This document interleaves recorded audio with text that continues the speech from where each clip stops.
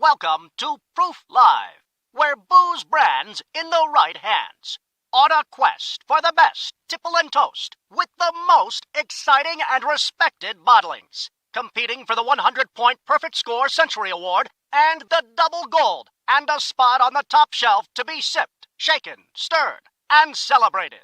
Slide up to the bar with the biggest names in the spirits game as they clink glasses with your hostess, legendary connoisseur Jennifer English, for intimate conversations, live tastings, product launches, and the happiest hour there is.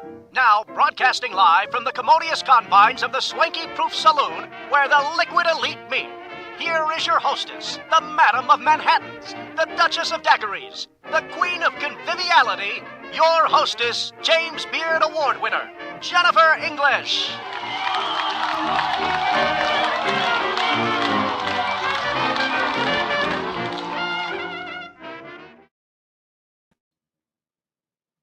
Welcome, everyone. This is season 2 of Proof Live, and each week we just keep getting better and better, going to places that were on our bucket lists, sipping grand sips in a grand tradition, in a grand style worthy of gold medals.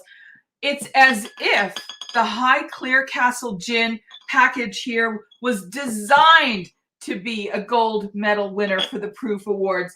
We are so excited to take you to England today, to Highclere Castle. Now, if you don't know Highclere Castle by name, chances are you know it by sight.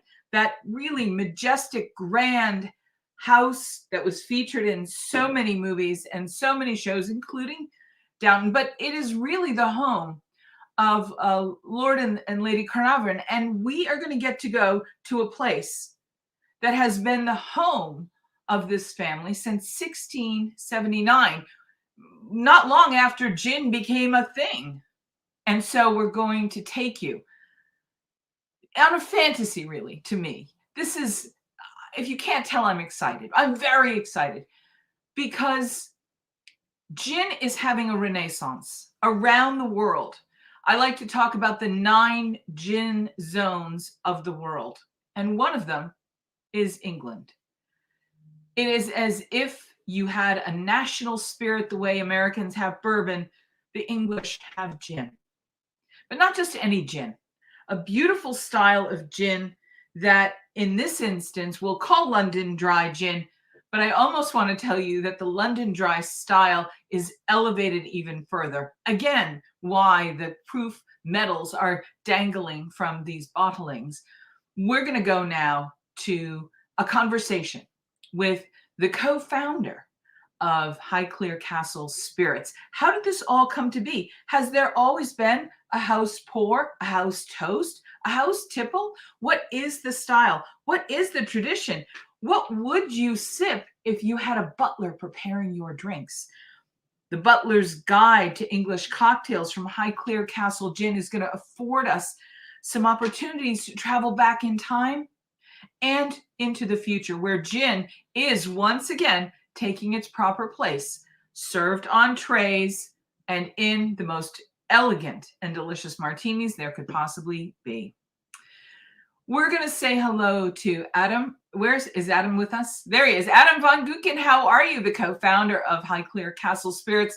I'm gushing, I realize, but I am so excited to talk to you because in all the reasons and all the ways that brands come to life, few have really struck an alignment with all the things that make it so as this does. And we have a bottle here of the incredible Highclere Castle Gin. It's being imported into the States. It's being discovered by an entire new generation of gin lovers. 5 years ago, we didn't know hardly anything about gin, and now gin is the thing and here you are at just this beautiful moment in time. Congratulations. Let's talk about your beautiful gin.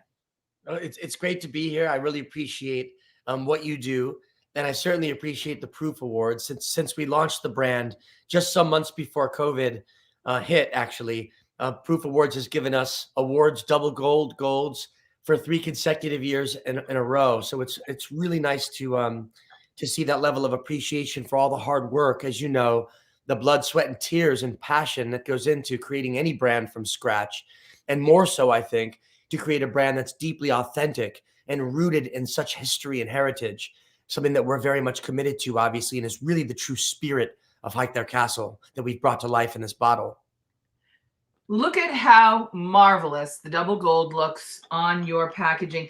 This looks like a butler would actually carry the gin to my drawing room to make something for me. I love everything you've done with the branding.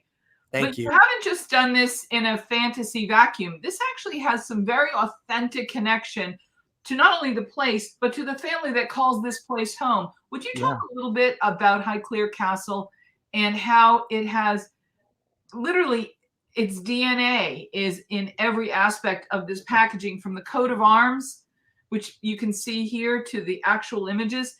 Yeah. And to the botanicals that are actually used to produce this incredible spirit. Would you talk about the relationship between Highclere and what's in the bottle? Sure, absolutely. It's the most important piece of the whole project, really. I think, my family goes in the spirits business back to the 1800s in New England, and originally came here from England. And England is a very special and important place to me. I've been going since I was young. My wife went to university there, and it's a country I very much love. And also, of course, as Americans, we have a very special relationship with everybody in the United Kingdom, and a very special official relationship with them as well. And for me, we live in a world in the liquor industry where so many brands that we experience or drink are really just created in marketing boardrooms. And so, for me, when I'm intrigued by a brand, I really feel that I want to look for the deep kind of the DNA, as you call it, for why the brand exists. What's its reason to be? And when you've got so many different brands out there in the world, what makes brands special? And in the development of this project, from the very beginning, my commitment was really the search to create and design the perfect gin, which in my mind is a lengthy checklist that involves extreme quality, elements of craft, the ability to have the existence of the spirit itself makes sense because it has a terroir, a place from which it comes, and a reason why it's being produced in the first place, which of course brings us to Highclere. As you know, Highclere, you mentioned before, Highclere's been hosting many of the world's most famous and interesting people for hundreds of years. I mean, royalty, celebrities, scientists, statesmen, poets, you name it, Highclere's probably played host to them at some point around the world. And it's been a meeting point for great minds and great leaders and wonderful people. And of course, Lord and Lady Carnarvon continue that tradition at Highclere today.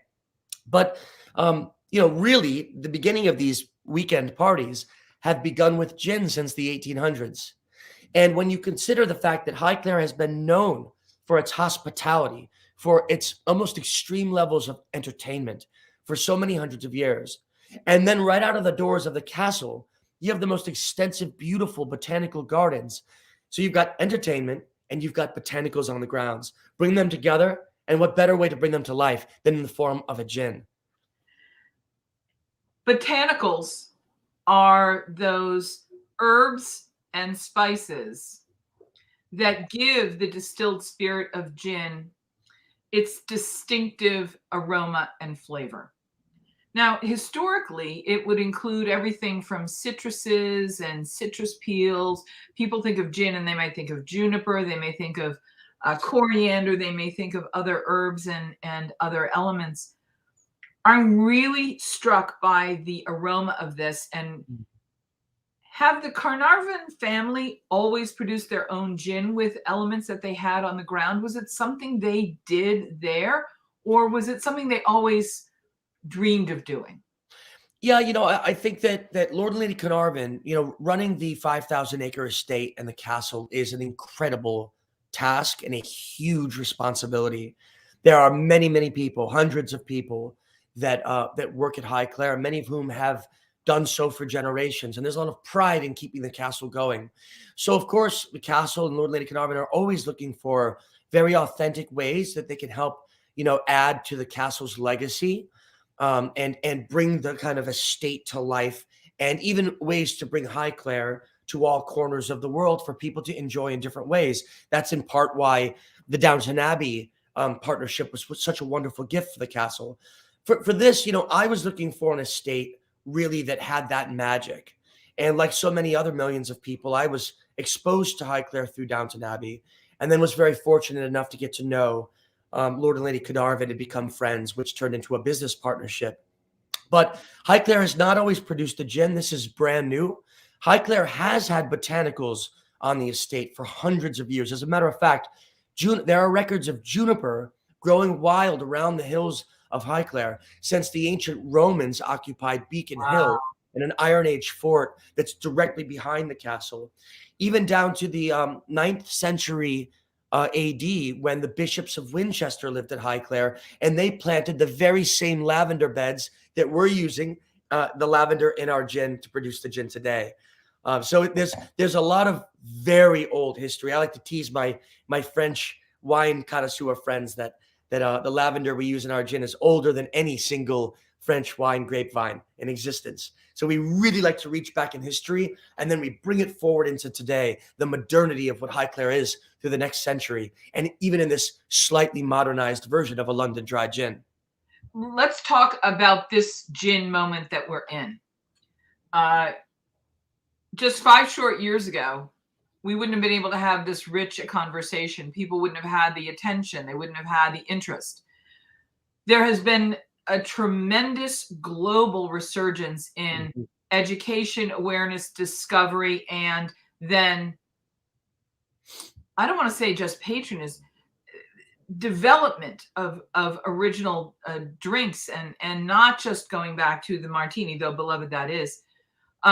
Gin is really taking a very proper, strong place at the table, so to speak. Would you talk about how that factored into the opportunity of this moment? Everybody in the Proof family is part of the industry, and the industry is cheering you for doing something like producing this great spirit. But we're also interested in the business side. We're also interested in how you recognized that this moment was the moment, and that this all came together this way.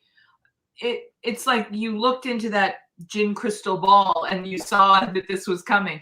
Would you talk a little bit about the industry and the business of this? Because this is a tremendous, for all of the art and the craft, this is a tremendous success. Sure. Yeah, I appreciate that. Yeah, very much so. I wish I could claim that I was a genius spirits category forecaster. Unfortunately, I'm not. My commitment, first and foremost, was to bring a spirit to life that was very authentically Highclere. And that obviously is gin, because it's been served for so long at the castle, and we've got the botanical gardens. So that was first and foremost. Luckily, that launch of Highclere, COVID aside, was perfectly segueing into the explosion in what is, in my opinion, the most exciting growth in the liquor industry category. Keep in mind that gin only represents in the United States 5% of all spirits consumed, whereas vodka is something like 40, something like that. So it's actually quite a small category. However, it is the fastest growing liquor category. I was just going to say it is one of the fastest growing because it's the most interesting. It is the fastest growing. It's about the super premium gin category, which is like $30 and up, is growing at about 35% a year. So it's growing very fast. And I think it's because, the world of spirits is one reason why I love this industry. I'm sure that it's the same for you, Jennifer, and for everybody affiliated with Proof, is that the world of spirits is very much an adventure, and it's very much an experiential kind of process. And each category kind of represents this corner of the world, or this culture, or this kind of penchant for a particular flavor profile. And gin, which of course is one of the original spirits, if you will, back there with rum and with whiskey from forever ago, it kind of died down, and it very much was a drink of our grandparents. And now I think the kind of population is rediscovering it again, is a hell of a lot more exciting than vodka in many ways, because it's got this kind of smooth and ridiculously, kind of mature finish to it. But when you add in these botanicals, it's not just some artificial flavoring. It's not natural flavoring. It's not about the sugars or what kind of labs can produce these kind of things that taste like. It's not about that. It's really about what have we grown and why are we going to use these to kind of captivate the senses, the aroma, the way it kind of develops on the palate. One of the things I'm most proud of about our gin is the fact that we're the first gin in the world to use oats grown on the Highclere estate, very famously grown on the Highclere estate, actually to feed thoroughbred racehorses. But the finish on this gin is almost whiskey-like because of how smooth and velvety and creamy it is on the tongue. So in my opinion, as a spirit connoisseur who loves developing, tasting, drinking spirits, Highclere is a masterpiece from my perspective, and we spent a long time ensuring it so, but it's because of the ingredients, the fresh ingredients that we're able to use, like with cooking food. Yeah, and we actually got a question from a viewer who wanted to know, can you cook with the gin? And we'll ask that in a minute.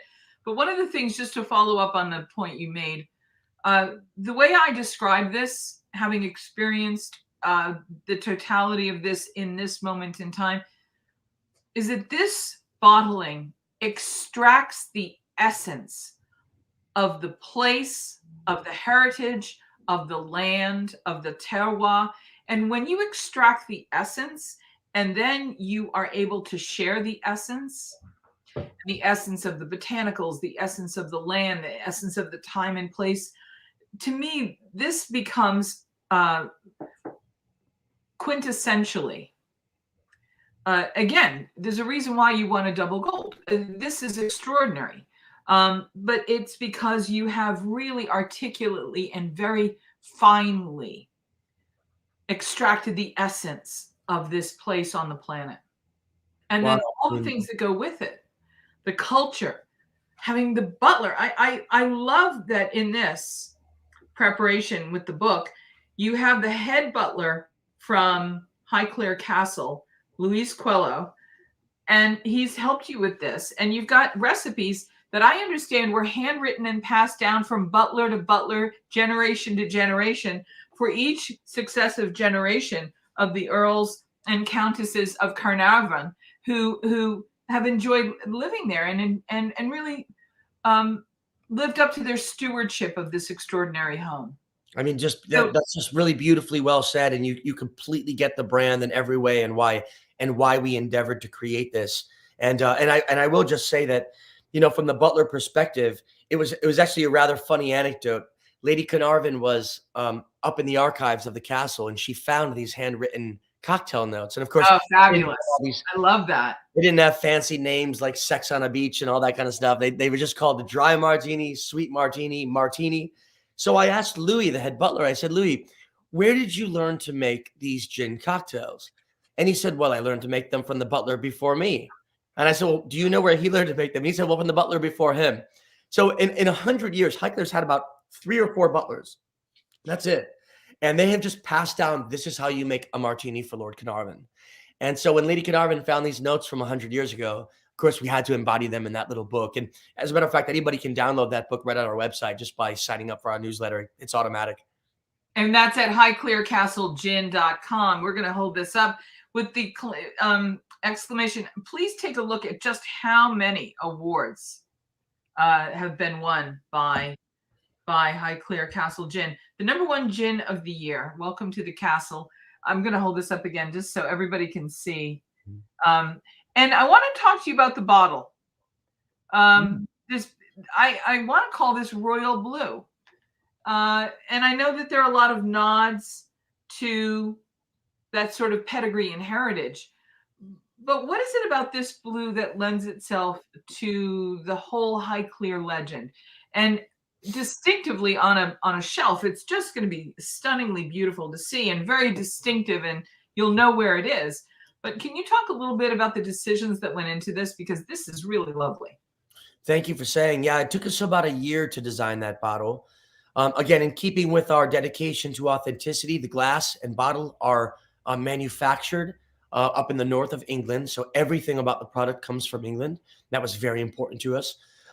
In terms of the design itself, it's actually our own custom color. And it depends on the lighting of the room that you're in, whether you have sunlight or, in my case, I guess Christmas tree light. But it's actually a purple. And the purple was, although many people see it as kind of a royal blue, and that it's a very fine thing on the line, but it is technically a purple color. Purple was chosen because purple has always been the color of royalty, nobility, and of course the church, where of course the bishops of Winchester used to live at Highclere, pre 14th century, I think, 15th century anyway. The shape of the bottle itself is custom. It took us about a year to design this in a way that would make the bottle very strong. You'll notice it's very heavy. We've gone to the very highest standards in terms of the thickness of the glass and the thickness of the base, so that it has a lot of table weight and when it's in your hand, yet easy to pour. And the shape itself was designed as a tribute to the main tower at Highclere. The main tower, of course, on the bottle towers above the other four corners of the castle, is kind of this big, imposing, and impressive structure.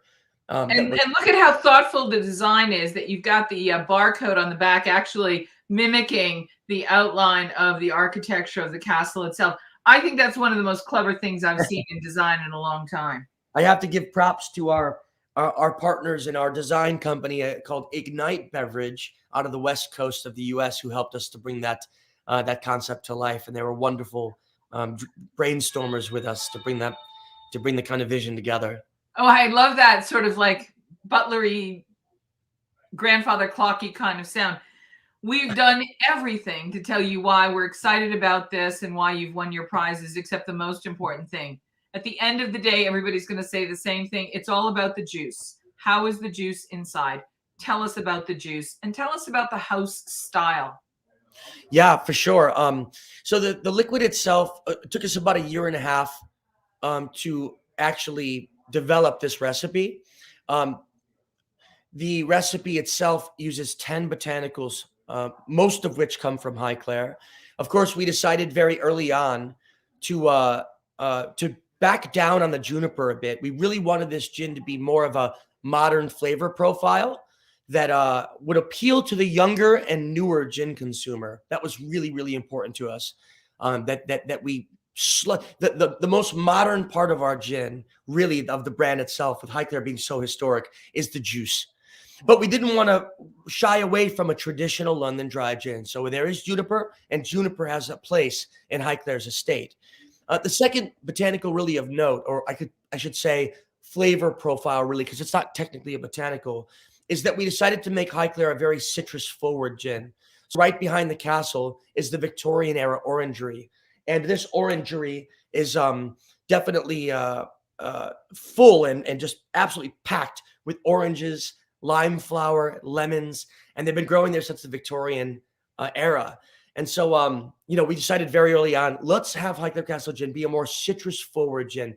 This appeals to the new gin consumer. It's fun to work with citrus in cocktails and very approachable even to sip on the rocks. And then, of course, the third botanical of note that I mentioned is the lavender that we use, planted by the bishops of Winchester in the 9th century. That's not really there in this to be a prominent lavender note. What I was looking for there was for it to kind of act as this slightly floral aroma that you can't really identify unless you've got a fantastic nose. I did not want you getting hit with, oh my God, that's lavender, or even really to taste it, but rather to kind of linger and be there. This kind of, you're passing through a grand hotel lobby and you see this huge bouquet of flowers and you walk by and you just get a touch of kind of floral fragrantness. It's the ambiance of this sip. You've created ambiance. Yes, exactly that. And the lavender gives you this sort of liquid ambiance. Exactly. It gives you a whiff. It gives you that essence. Again, the essence of what you've got right there. Exactly. And then the aromatics are lovely. And I will say, I do get a tiny bit of, I get a bit of that lavender, but with the orange, it really reads in a very sophisticated way. Yeah. When I sniff this, I have to tell you, all I can think of is a Negroni. I want to be Negroni'd up with this. Oh, They're so good with Highclere, Yeah. honestly. And do you know what my favorite thing is? It's really strange, and we kind of discovered this accidentally, but I'm not really a grapefruit fan. It's not my favorite fruit. I'm not gonna seek out grapefruit juice or grapefruit slices or anything like that. But one day I was making a Highclere Castle gin on the rocks, and I took a wedge of grapefruit and I just squeezed some of the wedge in there, and I took a little. I had the bartender take a little bit of the rind of the grapefruit, give it a little twist, and pop it on top with a little bit of rosemary, a little sprig of rosemary. It is so glorious and so different the way the grapefruit flavors play on the Highclere gin flavors. It's decadent, and it's the first time in my life I've liked grapefruit juice. I love that for you, and I will tell you that one of my signatures is in warm weather making gin and tonic cocktails for my guests, and especially when it's really hot, I will tend to add a little bit more of the mixer, and I'll use a good mixer. I want to ask you about mixers and olives and vermouths and the kinds of things that you think go very well. But I always include lime and grapefruit in my gin and tonics because You've already discovered the secret. And I put them in these big goblets, and they're really delicious. Okay, yeah, that's the way to do it. It's and totally about vermouths, by the way. And you know why? Because the black peppercorn notes in the grapefruit skin play so nicely with all the other botanicals in a grape gin. And then when you weave in the quinine from tonic water, I use Fever Tree, but that's because I like the kids that make Fever Tree, and they've done a great job, and I want to cheer them on. I mean, they travel all the way to Africa to get the quinine. So anybody that's that dedicated, you have to cheer. And they go that far because it's worth it. Let's take a quick sip here together. Yeah, let's do that. I know you've been sipping, so you know what we've got. Maybe a little bit shallow, but I've got Renee to save the day. What's remarkable, the sip is the companion to the aromatics. It's not like a repeat of the aromatics. It's like the yin yang. You get the aromatics, and then the other side of the aromatics are the sip. You get some of those flavors, but they're very complementary. They're not strictly just a retelling of the aromatic flavors in the nose. That's very very dialed in a comment to say. So exactly. I think that kind of like with really good wine, a spirit's aroma and the fragrantness of it should really be adding value to the flavor profile, not being the same thing. And if it's well engineered and well developed, it will do just that. It's supposed to tickle your nose first to begin kind of, you start salivating, you want more. Oh, fantastic. And I have to say, we have a VIP who is watching. I know we probably have a few, but Michael Politz, the publisher of Food and Beverage Magazine and the publisher of Proof Magazine and the co-founder of the Proof Awards, he's got a question for us. He wants to know, what exactly is a vermouth? And it is, depending on which country you're in and depending on what style, it's either a white or a red, and a sweet or a dry. And to my mind, I think few spirits work as well with either the sweet or the dry vermouth as gin. And the sweet vermouth, it's kind of like a fortified wine. Mm-hmm. It can come from Italy. It can come from France. Those are the most famous versions. But they're now being produced all over the world. And a great vermouth, and most people don't get to sip a great vermouth. A great vermouth is an aperitif, a sip that's designed to be enjoyed. It's light, and it's meant to stimulate your appetite before a dinner. It's meant to open up and get you going. But it's also a very important mixing agent for most of the classic cocktails of the world. And in particular, when we talk about a martini, people say, I want it very, very dry, which means just wave the vermouth bottle over the gin. I'm going to go ask you, what is the style of vermouth as a mixing partner do you prefer for Highclere Castle? Yeah, it's a good question, and thank you, Michael, for the question around vermouth. It's vermouth is a really interesting um, kind of category unto itself. As you had mentioned, Jennifer, back way back when, pre-prohibition, really, it was sipped. It was sipped before dinner as an aperitif to kind of get the digestion going, or as a digestivo to help with digestion after the fact.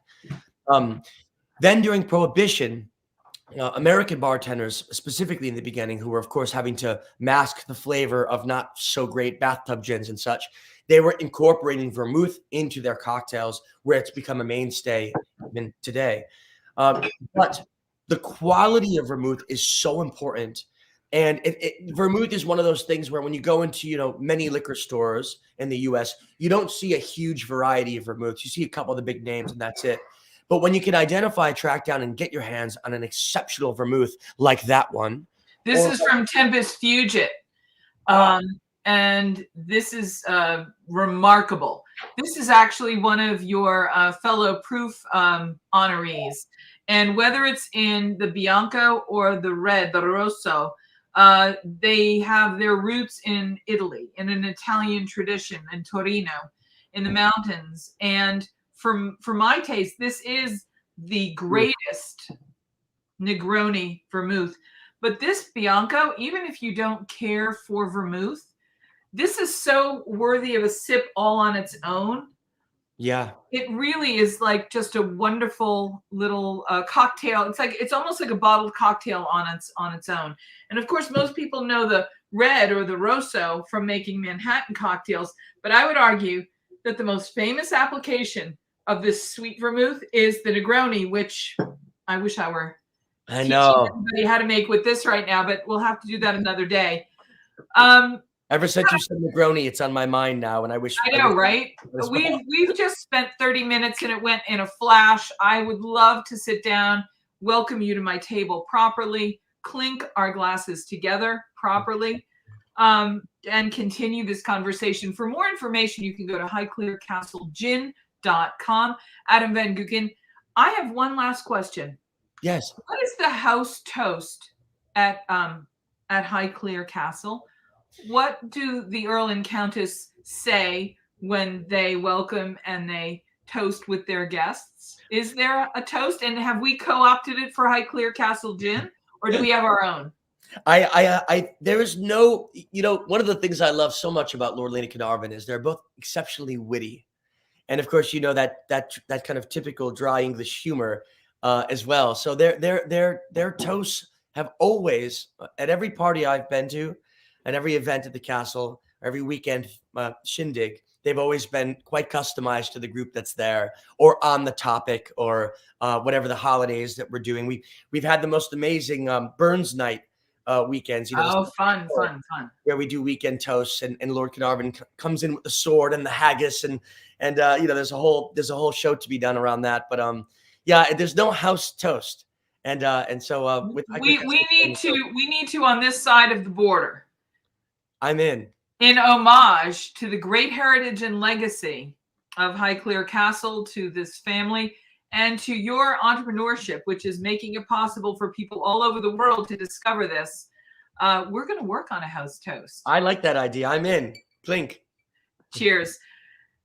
For more information, you can go to proofawards.com. For next year's Proof Awards, we're going to have even more entries. We have got so many fantastic spirits and distillers and friends coming to join us over the next several weeks as we learn and get introduced to all of the winners. But this is one of the most awarded and decorated gins that has ever happened. #1 gin of the year, Highclere Castle Gin. Congratulations to the Earl and Countess, Lord and Lady Carnarvon, and to our friend Adam. This has really been fun. Thank you so much. Jennifer, a pleasure. Thank you for all your support, and to everyone at Proof Awards. You guys are a fantastic team to work with. We're honored. Cheers. Cheers. Need a push getting your emerging spirits, wine, or beverage brand into the hands of consumers? Interested in winning a double gold award? Proof Awards, the ultimate beverage competition where all judges are beverage buyers, can jumpstart your campaign. Enter the Proof Awards. It's time to get your spirits, wines, and cocktail mixers the attention they deserve. Take advantage of the Proof Awards exposure and marketing program with Food and Beverage Magazine. It's all about putting your bottle into the right hands. Your brands will be tasted and rated by judges that are all beverage buyers for bars, nightclubs, resorts, casinos, liquor stores, big box retail, and many beverage distributors from across the U.S. Enter your spirits, wine, or beverage brand today. Hundreds of categories to choose from. One simple way to sign up. Visit www.proofawards.com. That's www.proofawards.com. And follow the Enter portal into our competition.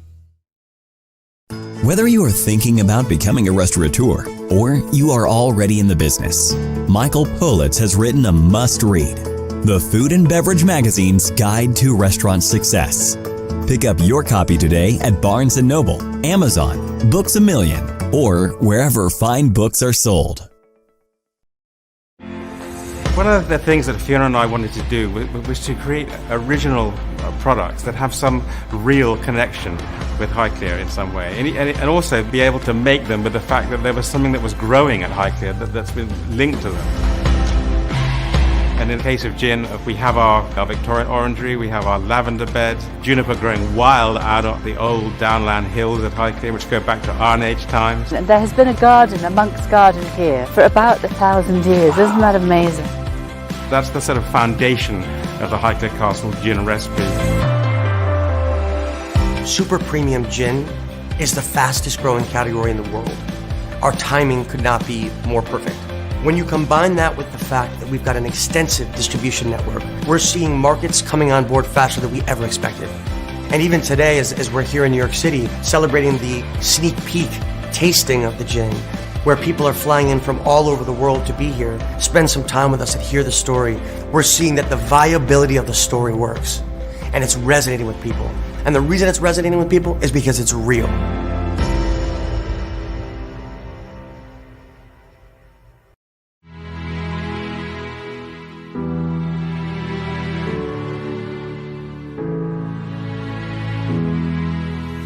I really wanted to embark on a brand and create something that had global appeal, but also had a real connection to the earth, to the soil, to history, and to pedigree. There's something really special going on with this brand. It's not just a spirit, it's not just a gin. There's something truly unique and special that you can't create anywhere else. It's incredibly smooth. Part of that is due to the foresight of Earl Countess, who wanted to integrate the oats that are famously grown at Highclere, a very high-grade caliber of oats that we throw in with the botanicals and extract the oils, which give it a very long-lasting, super soft, creamy finish. That lends itself well to drinking the gin neat or on the rocks, which is also very rare for gin. The Ocean House is so iconic. What better place in the world to launch the Highclere Castle Gin? And of course, Lady Carnarvon was gracious in coming to join us and help us launch the brand here together. I'm thrilled to be here at the Ocean House in Rhode Island. It's an amazing place from which to launch Highclere Castle Gin. We Brits love our gin and tonics. It's been a wonderful joy today to be able to co-host this event and to launch this incredible brand. And somehow this team has found a way to create something that's one of a kind. It's going to be fantastic. And I look forward to seeing it in every single chic place across the globe. It was nearly 4 years of work to get to this point. We're very confident now that it is the best gin we've ever tasted. Somehow it's a little bit of England in New England.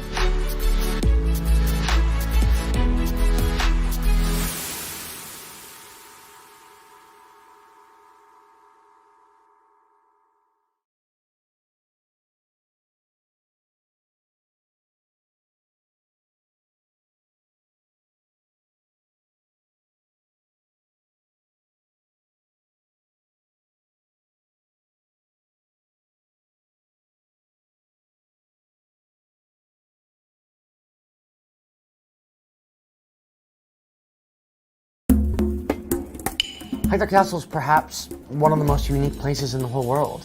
Millions of people recognize it from Downton Abbey. It's not only still there and preserved in all its beauty, but it's still a home. Plants have been grown in here since the 18th century, and there are some lemons and really intense little oranges which we actually dry and send off to be included in the gin. Highclere Castle Gin is elegance, it's glamour, it's fashion and beauty. It's the highest standards of entertainment. People around the world are telling us it's the first gin you can drink neat or right on the rocks. It makes a lot of great cocktails as well. The phrase started to be used around London that if something was very Highclere, it meant that it was being done at the most highest standard and quality. That level of standards is really still alive today at Highclere, and I think that we've brought it to life in the Highclere Castle Gin.